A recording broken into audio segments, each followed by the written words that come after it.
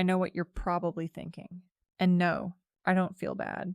Not in the way people expect me to. Anyway, if I hadn't done what I did, we wouldn't be having this conversation. And honestly, I needed that night. Name's Callie. Been out 3 years now? But this one still comes up in my head more than I care to admit. It's not that I think about the guys who died. I mean, yeah, it's tragic. It sucks. But I didn't pull the trigger. And nobody talks about how isolated we were out there.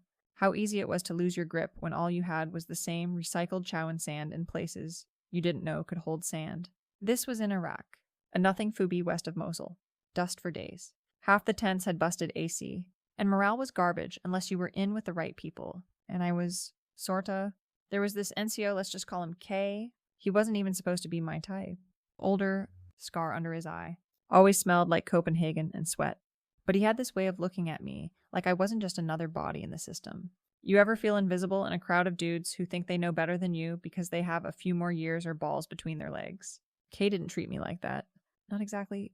I guess it started a few weeks in. Late night convos turned into back of the truck kisses, which turned into whatever we could get away with when no one was looking. We knew the risks. Fraternization? Article 92, all of it. But out there, everything felt warped. Time. Rules. Even your own judgment. So yeah, the Watchtower, it wasn't a planned thing. We were both on rotation. Graveyard shift. Supposed to be keeping eyes out in Sector 4, but once you've been out there a while, and nothing ever happens, your brain starts playing tricks. You start thinking you can relax. And I mean, I wasn't the only one. Guys were always slacking off, sleeping through shifts, watching downloaded movies on burner phones. But when a woman does it, suddenly it's a national crisis. Anyway, I brought one of those MRE lemon pound cakes in my cargo pocket. He brought the Bluetooth speaker. We climbed up, locked the hatch. There was a lookout cam, but it glitched all the time. I know because I used to mess with the cable when I was on solo shifts. Things got heated fast. Hands everywhere. I mean, it was reckless. Sure, but we weren't planning on being long. Just a quick distraction. A little moment of not feeling like we were in a war zone. I remember him saying, "You make me forget where I am." And me thinking that was the hottest thing anyone had ever said to me in uniform. Then the radio squawked. We froze. I didn't even have my comms in. He did, though. LT's voice. Panicked? Something about movement on the east perimeter. I tried to reach for my plate carrier, but it was buried under his... We scrambled. He tried to make it seem like we were just switching posts, but it was too late. QRF was already spun up. There were explosions in the distance, and the base alarm went off. You ever hear that thing during a real breach? It cuts into your spine. 2 Marines were dead before the dust settled. Younger than me. One of them had just transferred in. Barely had time to stencil his name on his flag. Their squad got caught because we didn't radio it in. Because our post was dark.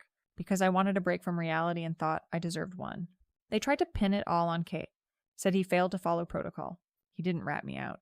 Not even when they threatened court-martial. I should have felt something then. Like guilt or gratitude. I didn't.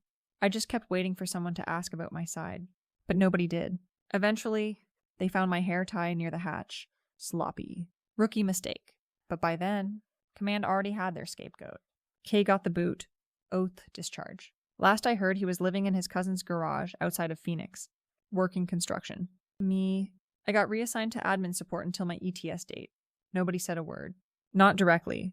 But the stares, the silence, the way the other girls avoided me in the DFAC, that said enough. I played it off. Said I had no idea why they let him go. Told one of the new girls he probably had PTSD or something. People believe what you let them believe. And yeah, I still talk about it sometimes. Usually after a couple drinks. When people start trading war stories and I want to feel like mine mattered. But I keep it vague. No names. No dates. Just the one-time story.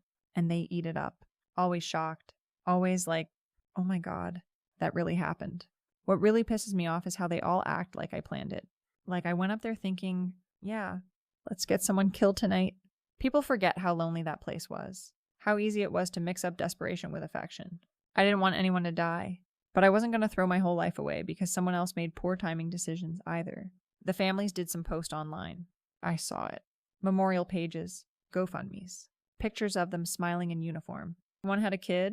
Everyone was like, these brave men died protecting freedom. Nobody said, these brave men died because leadership was stretched too thin and soldiers were cracking under pressure. But yeah, I'm the villain. I'm the barracks baddie who couldn't keep it in her pants. Meanwhile, every third guy in that unit was cheating on their wife with the PX cashier or some translator chick. But me, I get the scarlet letter. You know what the real kicker is? I tried reaching out to Kay after I got back, just to see if he was okay. Not to apologize. Not really. Just curiosity. He never answered. Ghosted. I heard from someone in my old unit he started drinking heavy. Got into a fight at some bar in Tempe. Broke a guy's jaw. Lost the job? That's not on me. He could have told the truth. He chose silence. That was his decision. I'm doing fine now. Apartment in Houston. Job at a clinic. Decent car. I don't wear anything that says veteran. Too many questions. But I still keep the lemon pound cake wrapper in a shoebox under my bed. Stupid. I know. But it reminds me that for 1 second, I felt seen, and I still don't think it was my fault.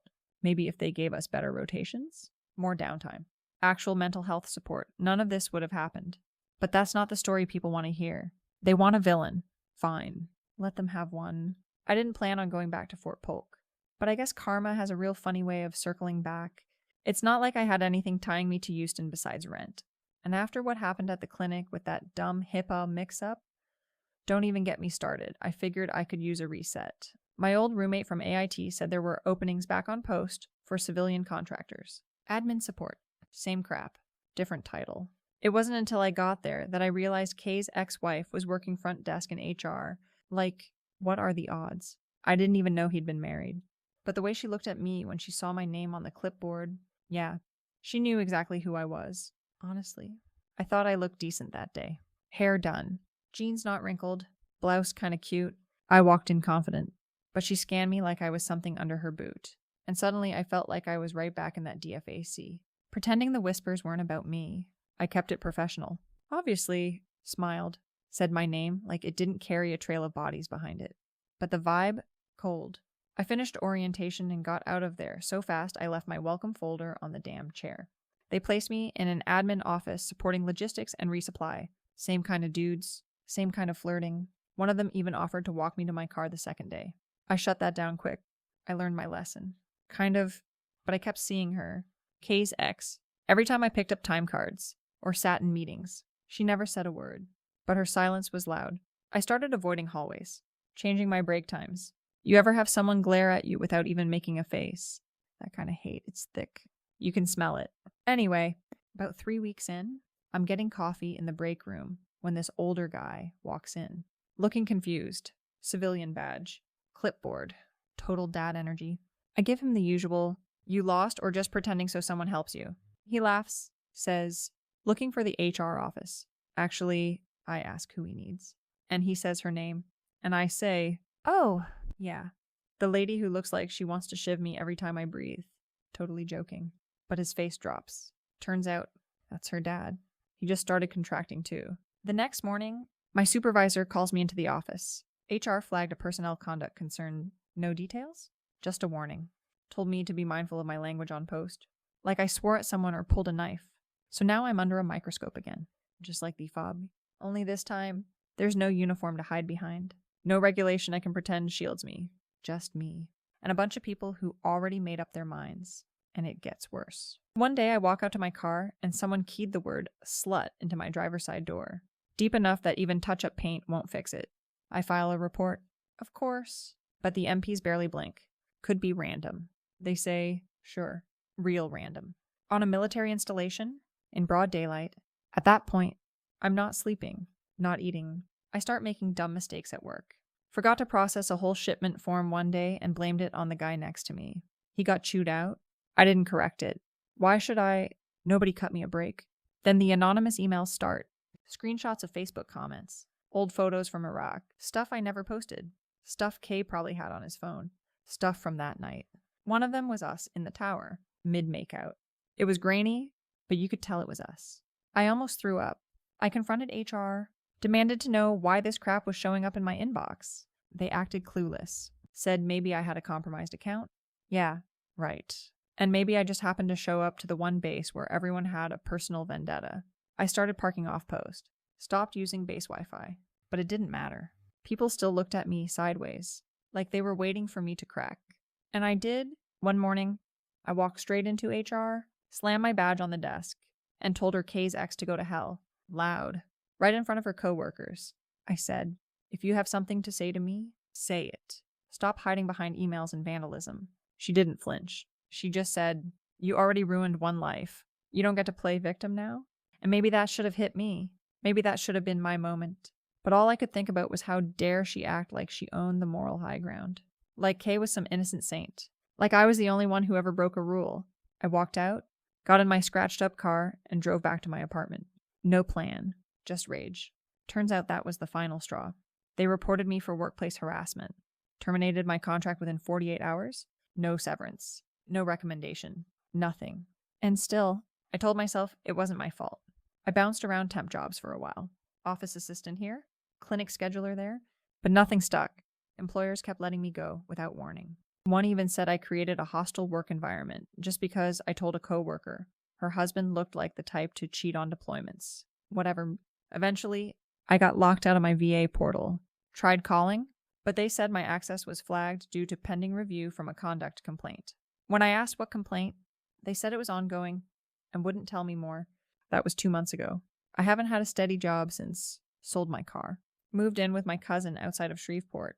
She's got 3 kids and a boyfriend who treats the couch like a throne, but she doesn't ask questions. For now, that's enough. I still check Kay's Facebook sometimes. It's private now, but his profile pic is just a flag.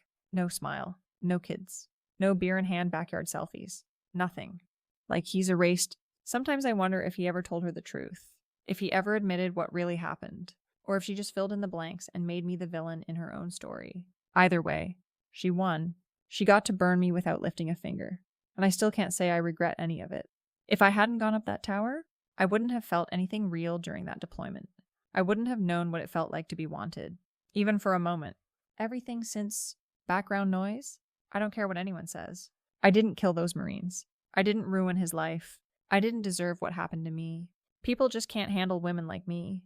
That's the truth no one says out loud. They can keep their jobs, their reputations, their polished DD2 twins. I know what really went down. And if being the villain is the only way people remember me, then at least they're still remembering me. That's more than most of them will get.